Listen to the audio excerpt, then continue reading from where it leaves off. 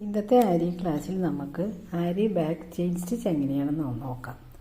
ഇതിന് ആരി back chain stitch അല്ലെങ്കിൽ noted chain stitch എന്നും പറയും. ഇത് ഞാൻ ആദ്യം സെറി ത്രെഡിലാണ് ചെയ്ത് കാണിക്കുന്നത്.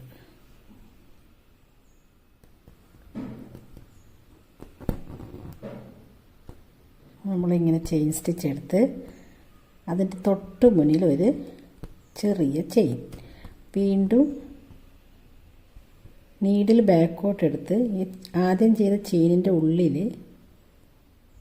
വീണ്ടും ഒരു ചെറിയ ചെയിൻ, എന്നിട്ട് വീണ്ടും ലോങ്ങിലെടുത്ത് ചെയിൻ സ്റ്റിച്ച്, തൊട്ട് മുന്നിലൊരു ചെറിയ ചെയിൻ സ്റ്റിച്ച്, നീഡിൽ ബാക്കോട്ട് തിരിച്ച് ആ ലോങ് ചെയിനിൻ്റെ ഉള്ളിൽ ഒരു ചെറിയ ചെയിൻ, വീണ്ടും ഒരു ലോങ് ചെയിൻ,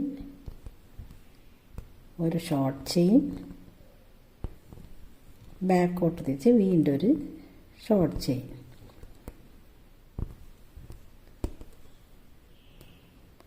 നീഡിൽ തിരിച്ച് വീണ്ടും ഒരു back chain, long chain, short chain, ആ ചെയിനിൻ്റെ ഉള്ളിൽ ഒരു ബാക്ക് ചെയിൻ. ഇതാണ് ആരി ബാക്ക് ചെയിൻ അല്ലെങ്കിൽ നോട്ടഡ് ചെയിൻ സ്റ്റിച്ച് എന്ന് പറയുന്നത്. എന്നിട്ട് ഇതിന് തൊട്ടടുത്ത് തന്നെ നമ്മൾ എൻഡ് നോട്ടിട്ട് അവസാനിപ്പിക്കണം. അപ്പോൾ ഈ ചെയിനിൻ്റെ ഉള്ളിൽ ഒരു നോട്ട് പോലെ കാണുന്നില്ല, ഇതാണ് നോട്ടഡ് ചെയിൻ സ്റ്റിച്ച് എന്ന് പറയുന്നത്. ഇനി ഇതെങ്ങനെയാണ് സിൽക്ക് ത്രെഡിൽ ചെയ്യുന്നതെന്ന് നോക്കാം.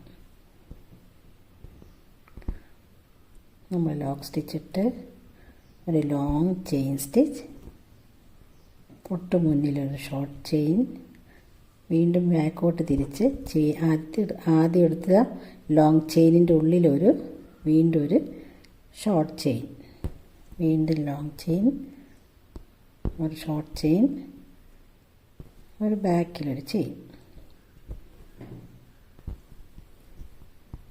ഇവിടെ എപ്പോഴും നമ്മൾ ചെയിൻ കുറച്ച് ലോങ്ങിൽ എടുക്കാനായിട്ട് ശ്രദ്ധിക്കണം.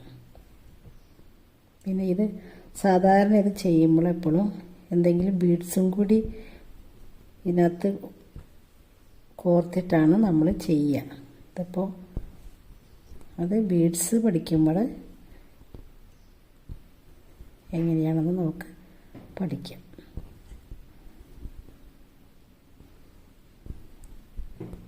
തിരിച്ചു കൊണ്ടുവന്ന് വീണ്ടും ഒരു ബാക്കിലൊരു ചെയിൻ ഇട്ടിട്ട് തൊട്ട് മുന്നിൽ നമ്മൾ എൻഡിനോട്ടിട്ട് അവസാനിപ്പിക്കും.